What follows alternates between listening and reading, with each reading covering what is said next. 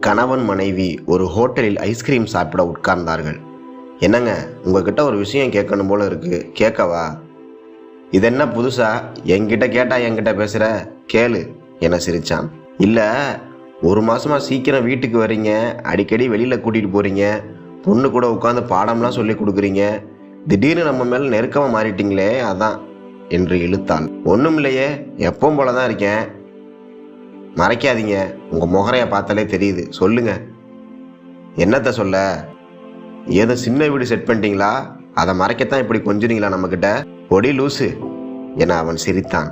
ஆனால் அதில் உயிர் இல்லை. மெதுவாய் சொன்னான். நீயா கேப்ப, சொல்லணும் தான் இருந்தேன் என கொஞ்சம் சீரியஸாக சொன்னான். என்னங்க, எதுவும் பிரச்சனையா என படபடத்தாள் அவள். அவன் இல்லை என தலையாட்டியபடியே அவனது அலுவலக பையை திறந்தான். ஒரு டைரியை திறந்து ஒரு பேப்பரை எடுத்து நீட்டினான். என்னங்க இது? படிடி என சொல்லிவிட்டு பின்னால் நகர்ந்து அமர்ந்தான். அவள் படிக்கத் தொடங்கினாள். அவன் கண்கள் கண்ணீரை சிந்த ஆரம்பித்தது. அன்புள்ள மகனுக்கு, கண்டிப்பா என்னைக்காச்சும் இந்த கடிதம் உன் கையில கிடைக்கும்னு நான் நம்புறேன். உங்க அப்பாவுக்கு மனைவியா, உனக்கு அம்மாவா இந்த கடிதம் எழுதுறேன். ரொம்ப பெரிய கடிதம், பொறுமையா படி. அவசரமா வேலை இருக்குன்னு பாதி படிச்சு மீதியை இன்னொரு நாள் காத்திருந்து படிக்காத. உங்க அப்பாவை கல்யாணம் பண்ணும்போது நான் காலேஜ் லெக்சரர். அப்புறம் நீ வந்த பிறகு உங்க அப்பாவுக்கு அதிர்ஷ்டம் அடிச்சது, இன்னும் கன்ஸ்ட்ரக்ஷன்ல வளர்ந்தாரு. அப்புறம் உன் தங்கச்சி பிறந்த. வேலையை விட்டுட்டு வீட்டோட உங்களை கவனிச்சிட்டு இருந்தேன். உனக்கு தான் தெரியுமே அப்பா எவ்வளோ பிஸி அப்படின்னு. கல்யாணமான 1 வருஷம் தான் கனவு வாழ்க்கை, அப்புறம் எல்லாமே காத்திருந்த வாழ்க்கை தான். உங்க அப்பாவுக்கு காத்துட்டு இருந்தேன். அவர் உருவாக்க நினைச்ச ஆடம்பர வாழ்க்கைக்காக உழைச்சிட்டு இருந்தார். நீங்க 2 பேரும் தான் எனக்கு துணை. நாம தான் விளையாடுவோம். அப்புறம் நீங்க ஸ்கூலுக்கு போயிட்டீங்க. நீங்க வர்றதுக்காக காத்துட்டு இருப்பேன். ஸ்கூல் விட்டு வந்ததும் கதையா சொல்லுவீங்க. அதுல பாதி பொய் இருக்கும். அதெல்லாம் உங்க கற்பனைன்னு நினைச்சு ரசிச்சேன். அப்புறம் நீங்க வளர்ந்தீங்க. அம்மாட்ட சொல்ல ஏதுமில்லாம போச்சு. ஆனா உங்கள்கிட்ட இருந்து ஆர்டர் மட்டும் வந்துச்சு. இப்ப வெளியே போகணும், இப்படி வெளியே போகணும்னு. ஆனா வர்ற டைம் கேட்க முடியுமா அம்மாவால? காத்துட்டு இருப்பேன். நீங்க சாப்பிட்டு வரீங்களா, சாப்பிடாம வரீங்களான்னு பார்க்க காத்துட்டு இருப்பேன். நீங்க எக்ஸ்ட்ரா கோச்சிங், ஃப்ரெண்ட்ஸ், அரட்டன்னு பிஸி. இடையில உங்க அப்பா உடம்பு முடியாம படுத்துட்டாரு. அவருக்கு டயத்துக்கு மாத்திரை கொடுக்கணும், மருந்து கொடுக்கணும், பிசியோதெரப்பி பண்ணணும். காத்துட்டு இருப்பேன். காத்துட்டு இருக்கிறதே என்னோட வாழ்க்கை ஆயிடுச்சு பாத்தியா? அப்புறம் தங்கச்சி கல்யாணம். இப்ப அவ எப்படி இருக்கான்னு கூட அவளா முடிவு செய்யற நேரத்துல தான் என் கூட பேச முடியும். ஏன்னா அங்க அவ காத்துட்டு இருக்கா, ஒரு அம்மாவா. உனக்கு சொல்லவே வேண்டாம், அப்பா தொழிலை எடுத்து செய்ய ஆரம்பிச்ச உடனே நீ ரொம்ப பிஸியாகிட்ட. நீ கடைசி 5 வருஷத்துல அம்மாட்ட பேசினதை கொஞ்சம் யோசிங்க. சாப்பிட்டீங்களா, மாத்திரை போட்டாச்சா, ஊசி போட்டாச்சா, இவ்வளவுதான். உங்க அப்பா வாழ்ற காலத்துல பிஸியா இருந்தாரு, நான் காத்துட்டு இருந்தேன். கடைசி காலத்துல எதுவும் இல்லாம இருந்தாரு, ஆனா மாத்திரைக்கு காத்துட்டு இருந்தாரு. என்கிட்ட பேச அவருக்கு விஷயமே இல்லை. பேப்பர் படிச்சாரு, புக்கு படிச்சாரு, தூங்குனாரு.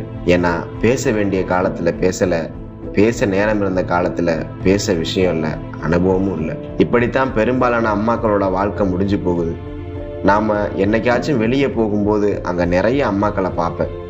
அவங்க எல்லார் கண்ணிலும் எனக்கு தெரிகிறது காத்திருந்த ஏக்கம் தான். உன்ன மாதிரி பசங்க கூட்டிட்டு வர அவங்க மனைவிகளை பார்ப்பேன். அதுல இன்னைக்கே வாழ்ந்துடணும், அடுத்த 6 நாள் இவங்க கூட பேசக்கூட முடியாதுன்ற ஒரு வேகம் இருக்கிறத பார்த்தேன். இன்னைக்கு ஒரு நாள் தானேன்னு பிள்ளைங்க கேட்டதெல்லாம் செய்யற அப்பாக்களை பார்த்தேன். இது கொஞ்சம் கொஞ்சமா அவங்களுக்கு காரியம் சாதிக்கிற நாள் ஆகிடுதுன்னு புரிஞ்சுது. உங்களுக்கு ஒரு நாள் தானேன்னு ஒரு நினைப்பு வந்துடுச்சு. இதெல்லாம் ஏன் இப்ப சொல்றேன்னு யோசிக்கிறியா? என் காலத்துல இதெல்லாம் உங்க அப்பாட்ட சொல்லி புரிய வைக்க முடியல. ஆனா நீ அடுத்த ஜெனரேஷன், கொஞ்சம் யோசிப்பீல. அதான் உன்கிட்ட சொல்றேன். நான் உயிரோடு இருக்கும்போது சொல்ல முடியல, சொன்னாலும் உன்னால கேட்க முடியாது. அதனாலதான் இப்ப சொல்றேன். உனக்கு வீட்டுல ஒரு பொண்ணு இருக்கா, மனைவி இருக்கா, காத்துட்டு இருக்காங்க. உன் தங்கச்சிக்கு உங்க அப்பா மேல இருந்த பாசம் உனக்கு தெரியாது.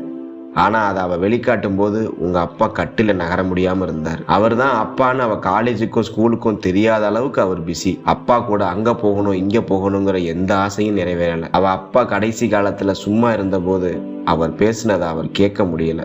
ஏன்னா அவ வேற வீட்டுக்கு போயிட்டா. பாத்தியா வாழ்க்கைய? உன் பொண்ணுக்கு அப்படி ஒரு வாழ்க்கை கொடுத்துடாத. உன் மனைவிய அவளோட மகனுக்கு கடிதம் எழுத வச்சிடாத. இன்னைக்கு 3 வேளை சாப்பிட சம்பாதிச்சிட்ட, நாளைக்கு 3 வேளைக்கும் உனக்கு பிரச்சனை இல்லை. இன்னும் சொல்ல போனா நீ இப்போ உழைக்கிறது உன்னோட அடுத்த 10 வருஷம் கழிச்சு செலவழிக்க போறதுக்கு தான். அதை கொஞ்சம் குறைச்சிக்கோ. சீக்கிரம் வீட்டுக்கு வா, பொண்டாட்டி கிட்ட, பிள்ளைகிட்ட பேசு. உங்களுக்கும் நீ நல்லா இருக்கும் போதே கொஞ்சம் நேரம் கொடு. ஏன்னா அன்புக்காக காத்துட்டு இருக்கிறதும் ஒருத்தரை காக்க வைக்கிறதும் ஒரு வாழ்க்கையா செய்வேன்னு நம்புறேன். ஏன்னா என்கிட்ட நல்லா பேசின பையன் தானே நீ. உன் மனைவி மகளை விட்டுடவா போற? கடிதத்தை படித்து முடித்தாள். அவள் முகம் ஒருவித பரபரப்பில் இருந்தது. நிமிர்ந்து அவனை பார்த்தாள். 2 மிகப்பெரிய ஃபலூடா ஐஸ்கிரீம் வந்திருந்தது. அவள் மெதுவாய் தன் அலைபேசியில் இருந்து அவள் அம்மாவிற்கு ஃபோன் செய்தாள். நான் தாம்மா. ஏன் சும்மா பேசக்கூடாதா? என்ன செய்யற? அப்பா என்ன செய்யறாரு என பேசத் தொடங்கினாள். ஐஸ்கிரீம் கொஞ்சம் கொஞ்சமாய் உருகத் தொடங்கியது. அவன் சிரித்தபடி சாப்பிடத் தொடங்கினான். இனிமே அப்படித்தான். இனி அங்கே அன்புக்காக காத்திருக்க அவசியமில்லை. இதுதான் உண்மையான வாழ்க்கை. நன்றி.